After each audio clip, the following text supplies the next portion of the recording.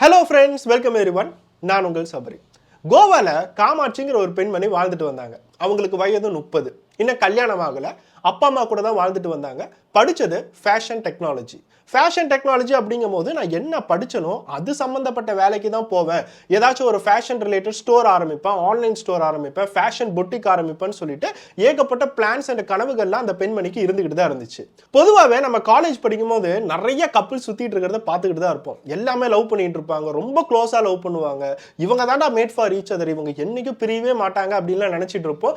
ஃபேர்வெல்ல முதற்கொண்டு உங்களோட கல்யாணத்துக்கு கண்டிப்பா இன்விடேஷன் வைங்கன்னு சொல்லி தான் நம்ம காலேஜ் விட்டு வெளியே வந்திருப்போம். ஆனா அந்த காலேஜ் முடிச்சதுக்கு அப்புறம் எத்தனை பேர் சேர்றாங்கன்னு சொல்லிட்டு யாருக்குமே தெரியாது. ஏன்னா லாங் டிஸ்டன்ஸ் ரிலேஷன்ஷிப். இவங்க ரெண்டு பேரும் பக்கத்திலேயே இருக்கும்போது எந்த சண்டையுமே வந்திருக்காது. ஆனா வெவ்வேறு காலேஜ், வெவ்வேறு வேலை, வெவ்வேறு என்விரான்மெண்ட்டுக்கு போகும்போது ரெண்டு பேருமே இன்னும் நிறைய பேத்து கூட பேச ஆரம்பிப்பாங்க. நிறைய கான்டாக்ட்ஸ் வர ஆரம்பிக்கும், நிறைய பொசசிவ்னஸ் வர ஆரம்பிக்கும். ஒரு சண்டை வந்துச்சுன்னா அது தீரவே தீராது. அப்படிதான் லாங் டிஸ்டன்ஸ் ரிலேஷன்ஷிப் நிறைய பேத்துக்கு பிரேக்கப்பே ஆயிரும். 100 பேர் பக்கம் லாங் டிஸ்டன்ஸ் ரிலேஷன்ஷிப் ஆரம்பிச்சாங்கன்னா கடைசியா ஒருத்தர் 2 பேர் பக்கம் தான் கல்யாணத்திலே வந்து முடிப்பாங்க. இதே தான் நான் இப்ப சொல்ல போற காமாட்சியோட கதையும். காமாட்சி காலேஜ் படிக்கும்போது ரொம்ப க்ளோஸா ஒரு பையனை லவ் பண்ணி அந்த பையனுக்கு பூனேல வேலை கிடைச்சு கடைசியா இவங்க 2 பேரும் லாங் டிஸ்டன்ஸ் ரிலேஷன்ஷிப்ல இருந்து 1 வருஷம் 2 வருஷம் 3 வருஷம்னு அவங்க லவ் பண்ண ஆரம்பிச்சது கடைசியா சண்டையில போய் முடிய ஆரம்பிச்சிச்சு. ஒவ்வொரு சண்டையும் முடிக்கிறதுக்கு அவங்களுக்கு நேரமே இல்லை. ஏன்னா 2 பேருமே வெவ்வேறு இடங்கள்ல பிஸியா இருக்காங்க. கடைசியா அது பிரேக்கப்ல போய் முடிஞ்சிச்சு. அதனாலதான் காமாட்சி இன்னும் கல்யாணமே பண்ணாம அதே விஷயங்களை நினைச்சுக்கிட்டு 30 வயசு வரைக்கும் அப்படியே ஓட்டிட்டாங்க. ஆனா இனிமேட்டா அவங்களுக்கு ஒரு புது லைஃப் வேணும். இத்தனை நாள் நம்ம கவலைப்பட்டுட்டு இருந்துட்டோம். ஆனா நம்ம ஃபேஷன் டெக்னாலஜி படிச்சதுக்கு ஏதாச்சும் ஒரு விஷயம் பண்ணணுமேன்னு சொல்லிட்டு கரெக்டா அப்பா அம்மா கிட்ட ஃபண்டு கேட்டு தனியா ஃபேஷன் பொட்டிக் ஸ்டோரை கோவால ஓபன் பண்ண ஆரம்பிச்சாங்க. அதை ஓபன் பண்ணும்போது அதுக்கு நிறைய கஸ்டமர்ஸும் வந்து அப்ரிஷியேட்டும் பண்ணாங்க. அந்த கடை நல்லாவே ஓட ஆரம்பிச்சிச்சு. காமாட்சிக்கு லாபமும் தர ஆரம்பிச்சிச்சு. இந்த மாதிரி காமாட்சியோட லைஃப்ல திருப்பி எல்லா விஷயங்களும் கிடைக்கும் போது நான் இது வரைக்கும் என்னென்னலாம் விட்டனா, என்னென்னலாம் சந்தோஷத்தை விட்டனா, என்னோட வாய்ப்புகளை விட்டனா, திருப்பி எல்லாத்தையும் பிடிக்கணும்னு சொல்லிட்டு காமாட்சி ஒரு கடை ஆரம்பிச்சிருக்காங்க. இந்த மாதிரி சமயத்துல தான் காமாட்சி கடைக்கு எதிரிலேயே ஒரு கார் கரேஜ் இருக்கு. ஜாகுவார், BMW இந்த மாதிரி ரொம்ப காஸ்ட்லியான காரை சர்வீஸ் பண்ற ஒரு கரேஜ். அந்த கரேஜ்ல தான் பிரகாஷ்ங்கிற 22 வயது பையன் வாழ்ந்துகிட்டு வரான். அவன் டெய்லி அந்த கரேஜுக்கு வருவான், எல்லா காரையும் சர்வீஸ் பண்ணுவான், அதுக்கப்புறம் அவனோட வீட்டுக்கு போவான். இதே தான் அவனோட வாழ்க்கை. ஒரு நாள் கடையை விட்டு கிளம்பும் போது காமாட்சியோட கார் ரிப்பேர் ஆயிடுச்சு. என்னடா பண்றதுன்னு சொல்லிட்டு அவசரத்துக்கு எதிரில் இருக்கிற கார் கரேஜுக்கு போனாங்க. அப்ப அங்க இருந்தவன் தான் பிரகாஷ். பிரகாஷ் இவங்களை பார்த்தோன்னே சரி ஆப்போசிட்ல தான் ஃபேஷன் பொட்டிக் வச்சிருக்காங்கன்னு சொல்லிட்டு போய் பேச ஆரம்பிச்சிருக்கான். காரை ரிப்பேர் பண்ணியிருக்கான். ரிப்பேர் பண்ணது மட்டும் இல்லாம அவனோட மொபைல் நம்பரையும் காமாட்சிட்ட கொடுத்துட்டான். இனிமேட்டு காருக்கு ஏதாச்சும் சர்வீஸ்னாவோ இல்லை ஏதாச்சும் ரிப்பேர்னாவோ எனக்கு கால் பண்ணுங்க, நான் வீட்டுக்கே வந்து ரிப்பேர் பண்ணி கொடுத்துட்றேன்னு சொல்லிட்டு ரொம்ப ஆக்டிவா எல்லாம் வலிஞ்சு பேசுவாங்க பாத்தீங்களா, அப்படி ரொம்ப இன்ட்ரெஸ்டடா பேச ஆரம்பிச்சிட்டான். காமாட்சிக்கும் அவனை பார்த்தோன்னா லைட்டா புரிஞ்சிருச்சு. சரி இவன் ரொம்ப வலிறான் போல, இவனோட நம்பர் வாங்கிட்டு நம்ம பாட்டு கிளம்புவோம்னு சொல்லிட்டு அவங்க கார் எடுத்துக்கிட்டு அப்படியே கிளம்பிட்டாங்க. அதுக்கப்புறம் 1 மாசம் ஆகுது, 2 மாசம் ஆகுது. இவங்களோட தொழில் எல்லாமே நல்லா போகுது.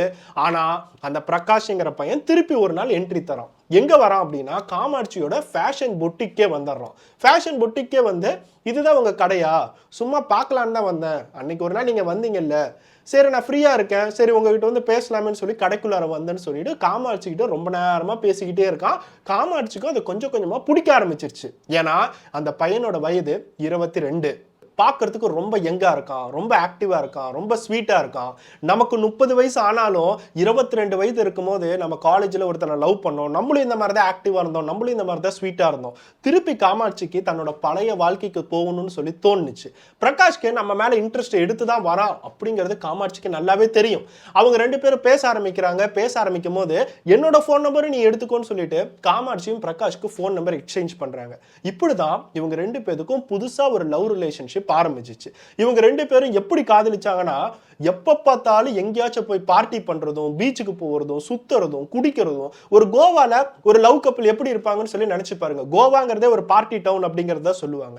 இந்த மாதிரி இவங்க டெய்லி பார்ட்டி பண்ண ஆரம்பிச்சாங்க. தனியா இவங்க வாழணுமேன்னு சொல்லிட்டு அப்பா அம்மாவெல்லாம் விட்டுட்டு வந்து காமாட்சி ஒரு பிளாட்டையே வாடகைக்கு எடுத்தாங்க. அவங்களோட பொட்டிக்கு கொஞ்சம் தூரத்துல அந்த அபார்ட்மெண்ட் இருக்கு. டெய்லி அந்த அபார்ட்மெண்ட்ல வாழ்றதும் இந்த பொட்டிக்கு வரதும் இப்படியே தான் அவங்களோட வாழ்க்கை போயிட்டு இருந்துச்சு. பிரகாஷ் ஒரு பக்கம் அவனோட வீட்டுல இருந்து வந்து கார் கேரேஜ்ல எல்லா சர்வீஸும் முடிச்சுட்டு சாயந்தர பக்கம் காமாட்சியோட அபார்ட்மெண்ட்டுக்கு போய் இவங்க 2 பேரும் குடிச்சிட்டு ரொம்ப பாலியல் ரீதியா சந்தோஷமா இருக்க ஆரம்பிச்சாங்க. இந்த மாதிரிதான் இவங்களோட லவ் லைஃப் போய்கிட்டே தான் இருந்துச்சு.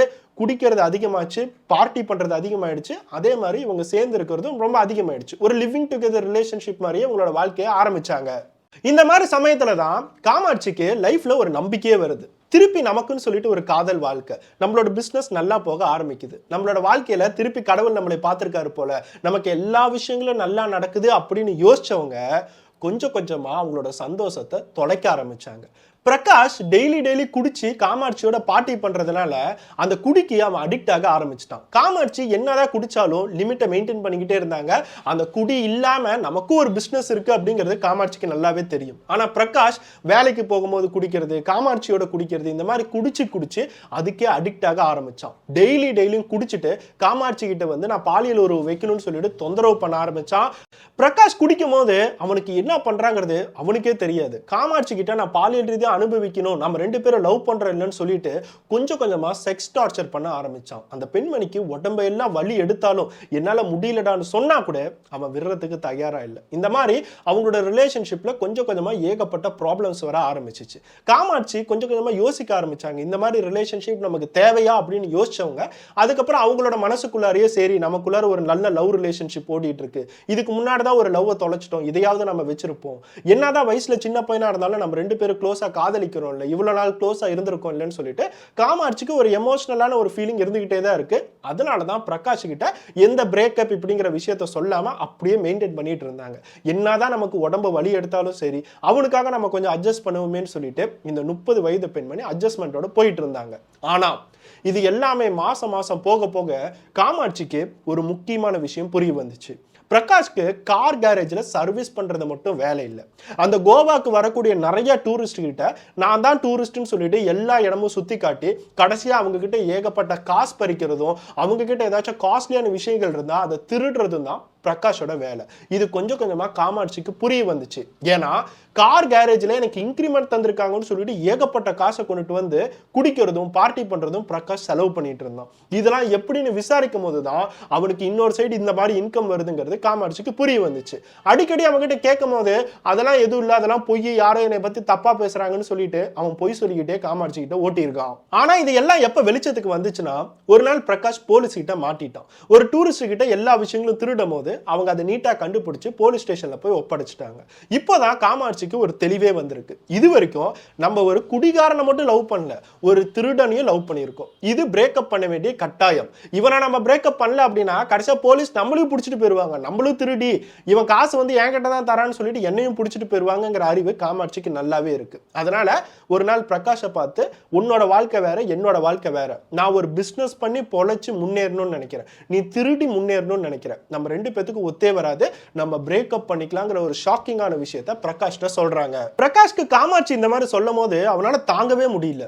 எனக்கு வயது வெறும் 22, நீ 30 வயதா இருந்தாலும் நான் உன்னை காதலிச்சேன், வயசு இதுல எந்த பிரச்சனையும் இல்லையேன்னு சொல்லிட்டு தான் நான் உன் மேல உயிரா இருந்தேன், நம்ம 2 பேரும் ஃபியூச்சர்ல கல்யாணம் பண்ணுவோம், பெருசா வாழுவோம், இந்த மாதிரிலாம் நான் யோசிச்சுட்டு இருந்தேன்.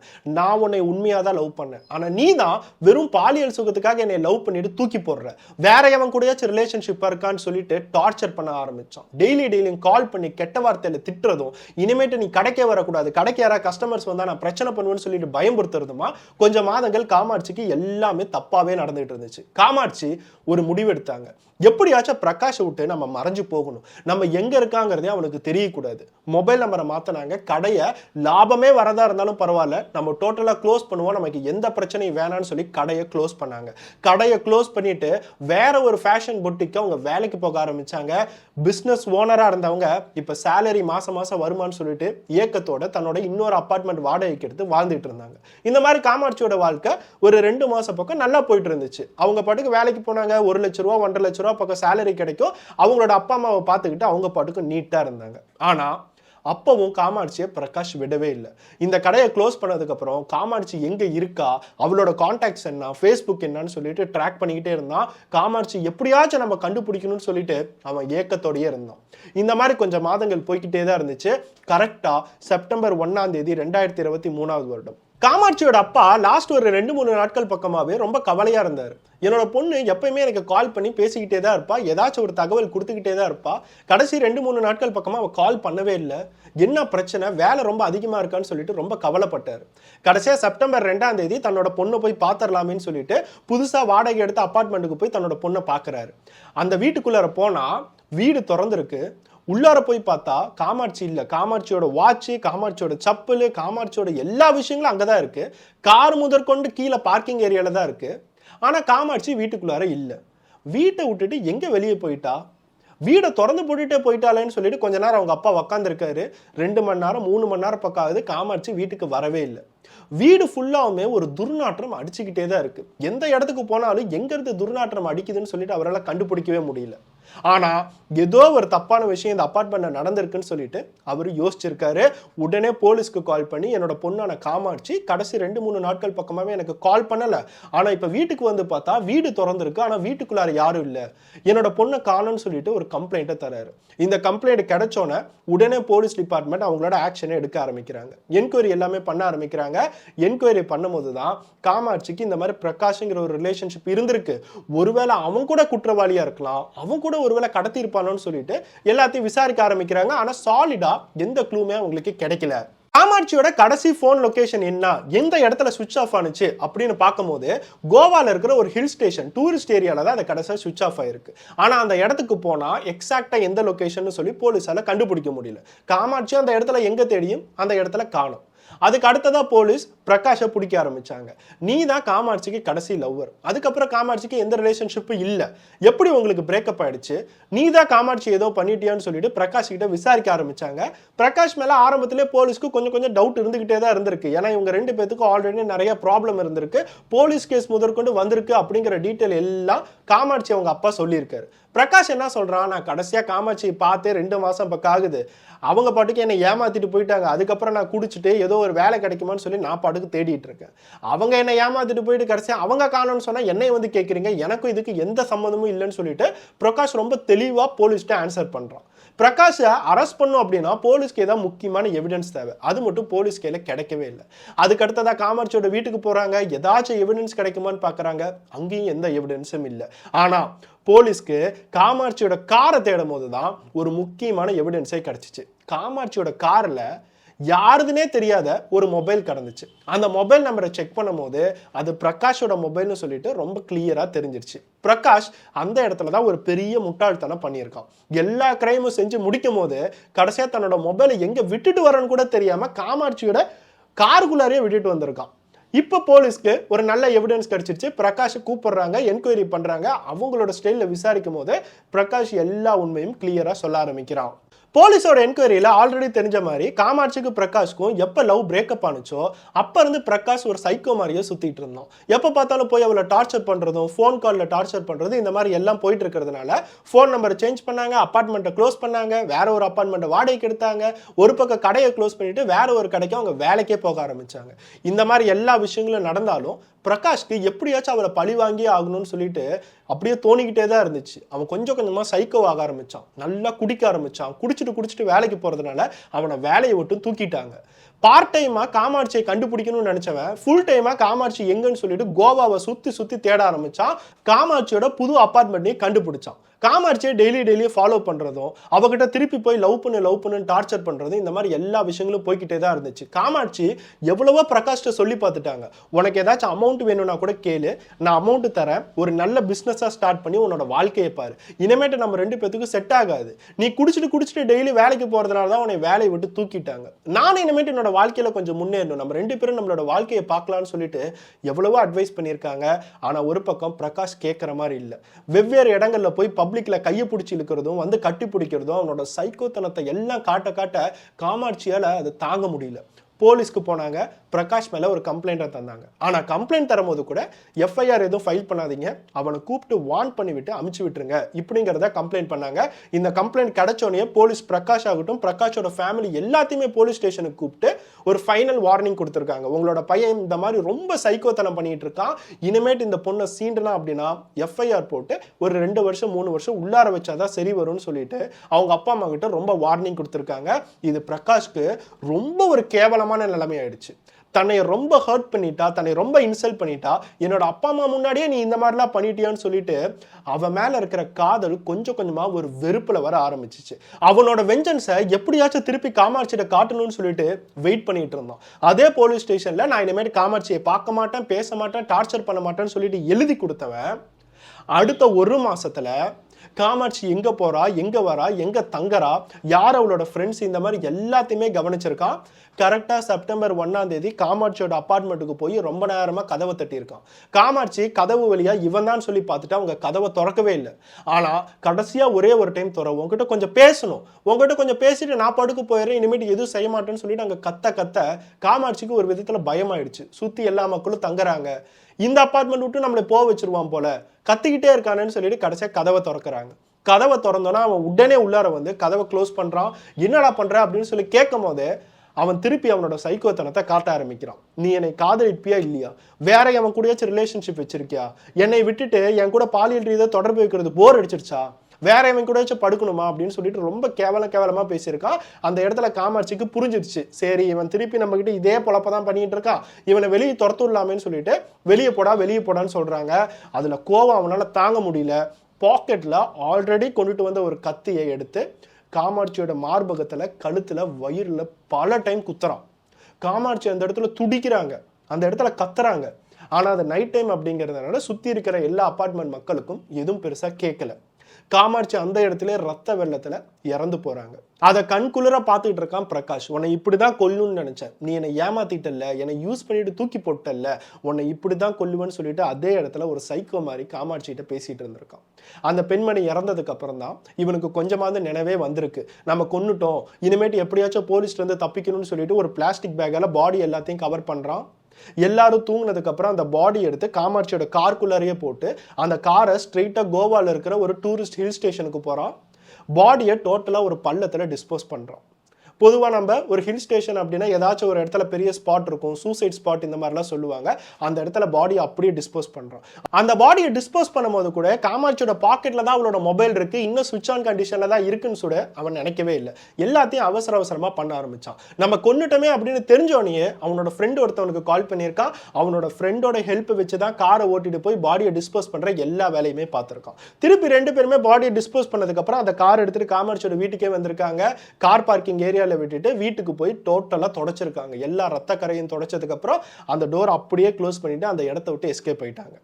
ஆனா பிரகாஷ் பண்ண ஒரு முக்கியமான முட்டாள்தனம் என்னன்னா, காரை வந்து பார்க்கிங் ஏரியால விடும் போது அவனோட போனு காருக்குள்ளாரதான் இருந்துச்சு அப்படிங்கிற விஷயத்தை அவன் மறந்துட்டான். ஸ்ட்ரெயிட்டா அபார்ட்மெண்ட்டுக்கு வந்து எல்லா விஷயங்களும் தொடச்சிட்டு வெளியே போகும்போது கூட அவனோட போனை செக் பண்ணவே இல்லை.